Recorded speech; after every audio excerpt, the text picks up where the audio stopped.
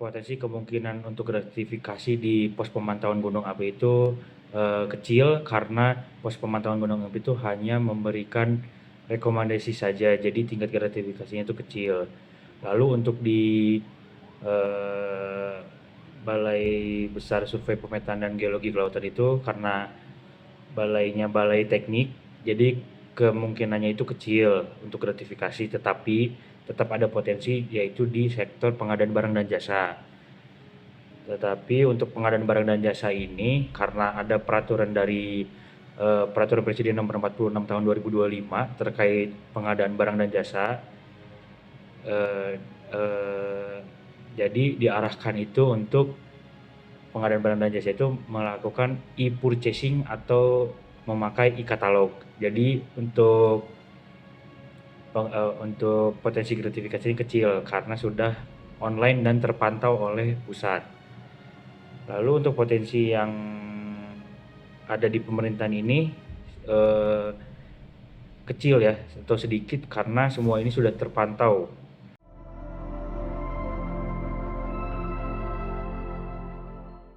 Assalamualaikum, selamat siang. Waalaikumsalam, selamat siang. Perkenalkan, saya Muhammad Dika Nur Zaman. Saya merupakan CPNS dari Badan Kementerian SDM, Badan Geologi Pusat Vulkanologi. Formasi saya sebagai pengamat gunung api pemula. Saat ini saya izin untuk mewawancarai Bapak terkait beberapa pertanyaan terkait isu kontemporer yang terjadi di Indonesia. Ya, Apakah Bapak bersedia? bersedia. Sebelumnya boleh memperkenalkan diri dulu ke kamera. Nama Saya Hendri Daratama, petugas pos pengamatan gunung api Tangkuban Parahu. saat ini kami sedang berada di pos pengamatan Gunung Api Tangkuban Parahu. Baik, udah siap, Pak? Ya, Untuk pertanyaan yang pertama, menurut Bapak, sejauh mana potensi gratifikasi terjadi di satuan kerja Bapak? Dan apa faktor yang dapat menjadi pemicunya? sepemahaman saya, kalau di unit kita kemungkinan tidak ada gratifikasi karena kita fokus kepada kebencanaan. Jadi layanan kepada masyarakat yang tidak ada hal baku yang harus diwajibkan, seperti rekomendasi kita tidak mewajibkan rekomendasi kita dipatuhi. Jadi sulit untuk, bahkan bisa dibilang memang tidak ada celah untuk kita bisa melakukan gratifikasi di lingkungan kerja Bapak. Betul. Karena menurut pendapat Bapak tadi, karena itu ya, karena kewenangan kita terbatas hanya di batas rekomendasi. Betul. Kemudian untuk pertanyaan kedua, Pak, sejauh mana budaya gratifikasi masih ada di lingkungan instansi pemerintah menurut pengamatan Bapak? Menurut pengamatan saya di posisi tengah-tengah ya. Jadi nggak suzon. Jadi kemungkinan ada yang gratifikasi, ada yang nggak melakukan gratifikasi. Jadi menurut Bapak, kemungkinan di pemerintahan itu ya masih marak dan ada ya. Ada kemungkinan.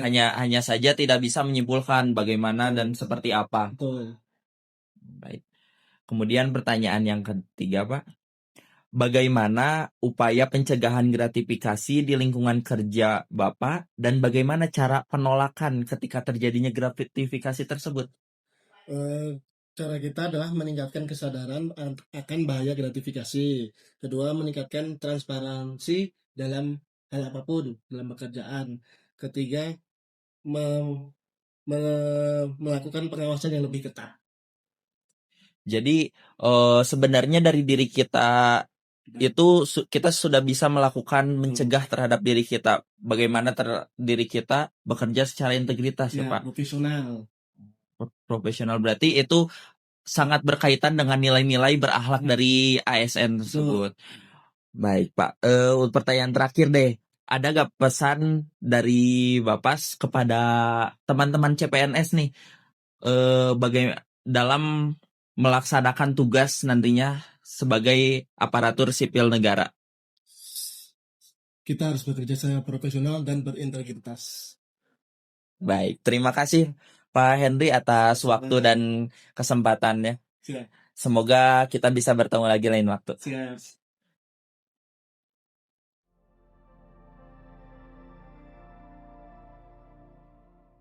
Baik, Assalamualaikum warahmatullahi wabarakatuh. Kembali lagi bersama saya Henry Omzarmizi, CPNS di SDM tahun 2024. Hari ini saya bersama dengan, mungkin bisa memperkenalkan diri Pak. Kita akan berbincang-bincang dikit terkait tentang potensi gratifikasi di lingkungan. Sebenarnya saya ingin memperkenalkan narasumber saya. Yes, saya Gradika Prihadi, masuk sebagai ASN di Kementerian SDM ke Badan Geologi Pusat Vulkanologi dan Mitigasi Bencana Geologi itu masuk 2015. Berarti kurang lebih sampai sekarang ini hampir mau 10 tahun. Sudah 10 tahun. Satu dekade Pak. 10 tahun ya. Jadi sudah hampir merasakan semua sembarang kehidupan di ASN Pak. Asam garam, asin manis sudah saya tempuh. Oke Pak, berarti untuk kali ini saya ingin wawancara sedikit Pak. Siap. Karena udah lumayan juga, udah lama juga sebagai ASN. Mungkin hal-hal yang permasalahan umum di ASN. Yang itu yang kita bahas hari ini itu gratifikasi. Nah kebetulan kan di sini kita sebagai pengamat ya.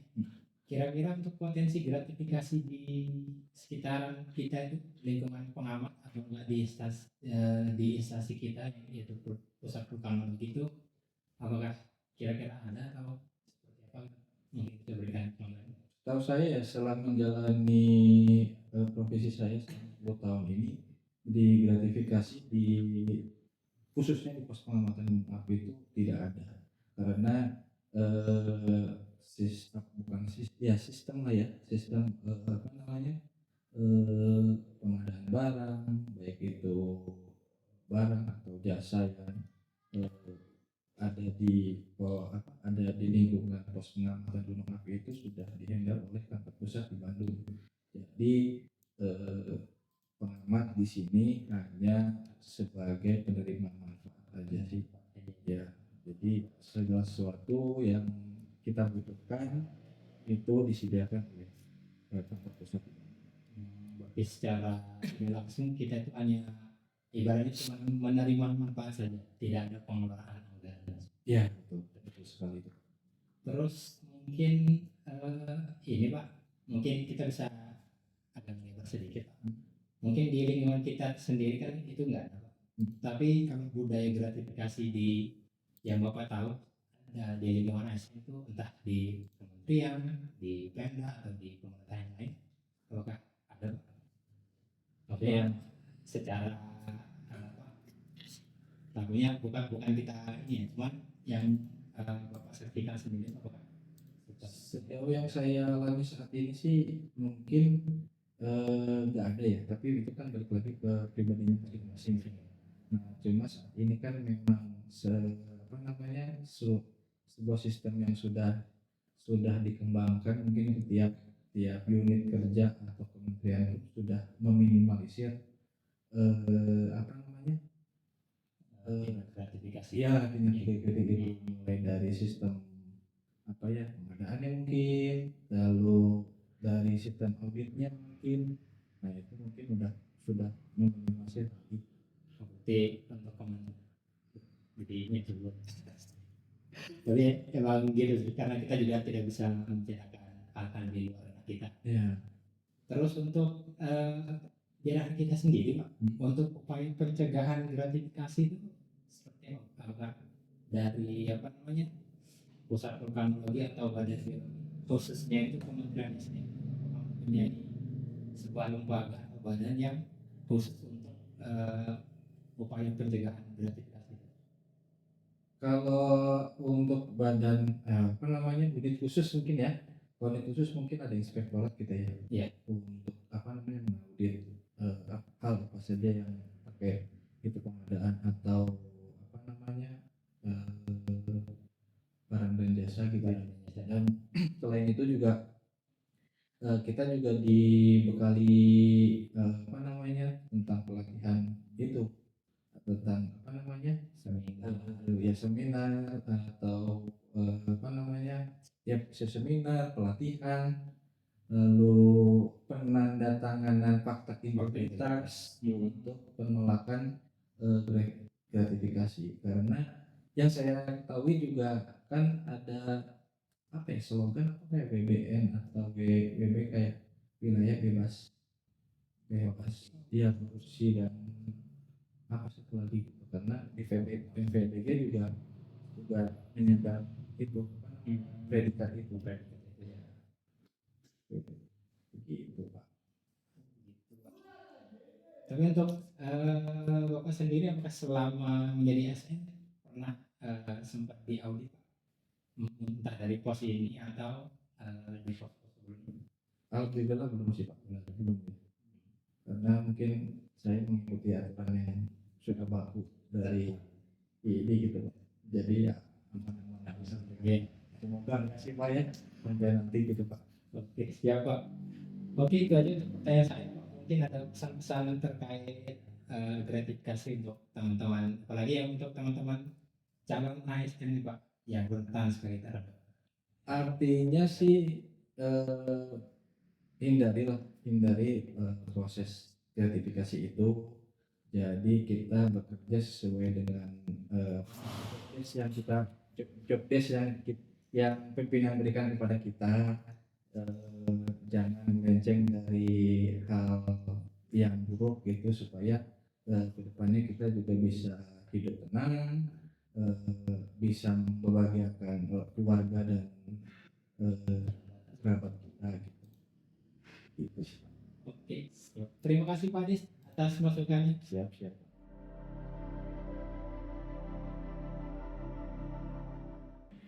Baik, untuk Pak Mario yang pertama kami akan coba wawancara terkait potensi gratifikasi di satuan kerja kita. Dan yang pertama, bagaimana menurut Bapak dan sejauh mana potensi gratifikasi ini terjadi di satuan kerja ini, dan faktor apa saja yang dapat memicunya? Kalau terkait itu gratifikasi, kalau sepanjang pengetahuan saya mungkin lebih ke arah ini terkait proses pengadaan barang dan jasa ya. Cuman kan memang akhir-akhir ini sesuai dengan Perpres nomor 46 2025 terkait pengadaan barang dan jasa di pemerintahan, kita kan memang sudah diarahkan ke arah penggunaan e-purchasing maupun e-katalog. Nah, itu mungkin kita itu untuk meminimalisir terjadinya celah-celah gratifikasi tadi. Tapi memang kalau satker kita kan memang satker terkait survei ya dan pemetaan. Memang potensinya hanya terkait pengadaan barang dan jasa saja, karena memang tidak bisa kita pungkiri di semua satker itu memang ada pengadaan barang dan jasa kan, kegiatan itu pasti ada.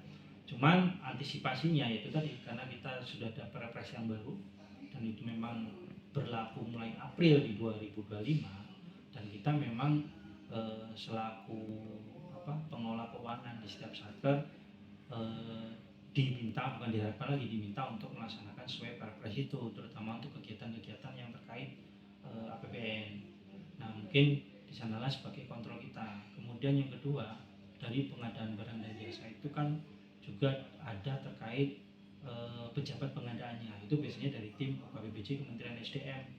Nah, untuk pelaksananya itu juga sebagai kontrol yang kedua nih selain yang tadi. Jadi mungkin terkait gratifikasi ya bisa kita minimalisir lah ya. Untuk peluang-peluang itu memang ada, tapi kan sudah ada koridor-koridor tadi, jadi kemungkinannya bisa kita tekan. Itu aja sih. Untuk selanjutnya dari kacamata Bapak sendiri terkait sejauh mana budaya gratifikasi ini masih ada di lingkungan institusi pemerintahan tentunya Pak. Menurut pengamatan Bapak sendiri bagaimana? Ya kalau tadi ya mungkin berhubungan dengan pertanyaan pertama tadi ya, memang budaya gratifikasi itu ya itu tadi terkait yang pengadaan barang dan jasa, hanya itu aja peluangnya, karena kita kan secara umum satker kita ini bukan satker pelayanan umum ya, pelayanan publik bukan ya, tapi kita memang sudah lebih ke arah sudah ke satker teknis. Satker teknis berarti kita hanya melaksanakan kegiatan-kegiatan yang bersifat teknis. Cuman untuk pengelolaan perkantoran pasti kita kan ada terkait pengadaan barang jasa, itu juga ada terkait juga untuk modernisasi peralatan dan sebagainya. Mungkin celahnya dari sana. Cuman budaya itu mungkin sudah mulai mulai mungkin agak susah untuk ada ya, karena kita ya itu tadi sekarang kontrol dari tim UKBBJ dan IRAT, dalam hal ini IRAT 2 itu selalu kontinu terkait progres kita melakukan pengadaan barang dan jasa, dan kita selalu dimonitor per semester kita selalu ada evaluasi. Nah, di sana juga kontrol-kontrol terkait budaya gratifikasi ini bisa mungkin ditekan. Jadi ya kalau untuk budaya mungkin kalau di kami di Satker, terutama sektor teknis, mungkin itu bisa agak tereliminir ya dengan adanya langkah-langkah tadi. Apalagi sudah ada terbitnya di Perpres 46, itu koridornya udah jelas. Setiap pengelola keuangan harus melaksanakan sesuai dengan Perpres tersebut, terutama untuk kegiatan-kegiatan yang bersifat penggunaan dana APBN. Nah, untuk BLU itu memang menyesuaikan karena memang kita juga Satker BLU, tapi di BLU ini penggunaan dananya memang ada untuk relaksasi lah kayak gitu, tapi juga tidak bisa terlepas dari itu pengadaan tadi itu untuk Perpres tadi untuk pengadaan barang dan jasa. Cuman kita memang ada diberikan keleluasaan untuk terkait pemilihan dari sistem pengadaannya, karena kegiatan BLU ini kan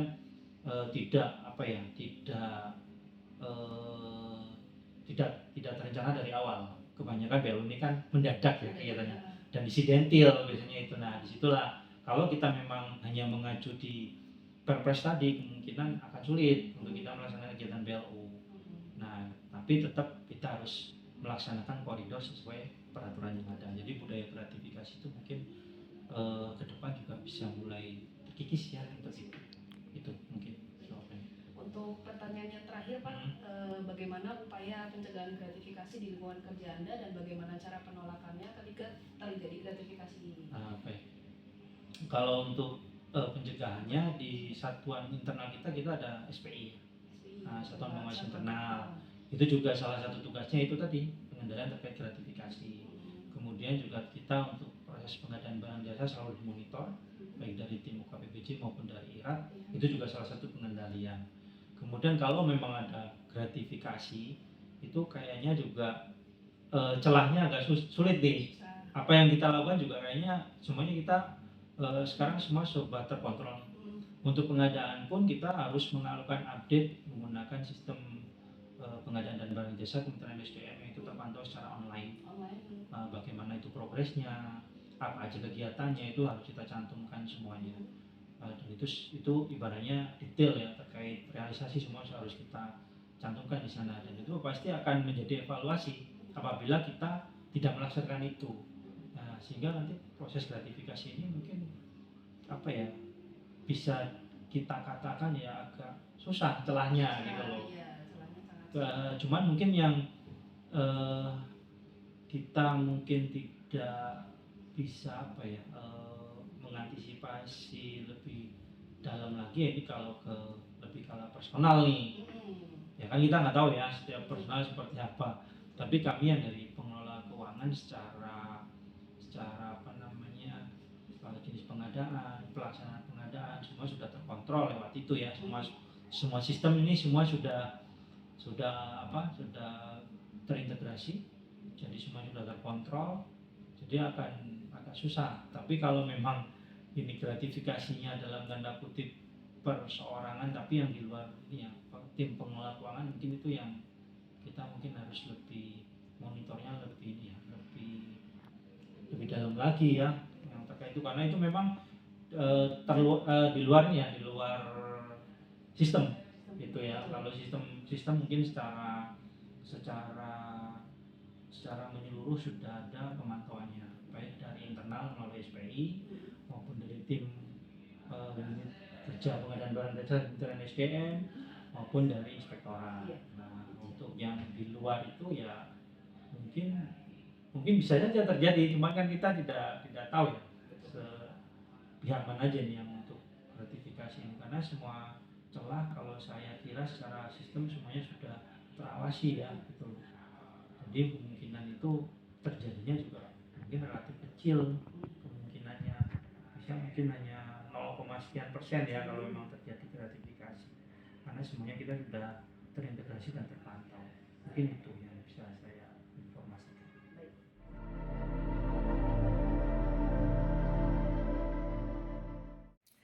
Penanganan gratifikasi di lingkungan kerja memerlukan upaya yang komprehensif dan berkelanjutan untuk menciptakan budaya kerja yang bersih dan profesional.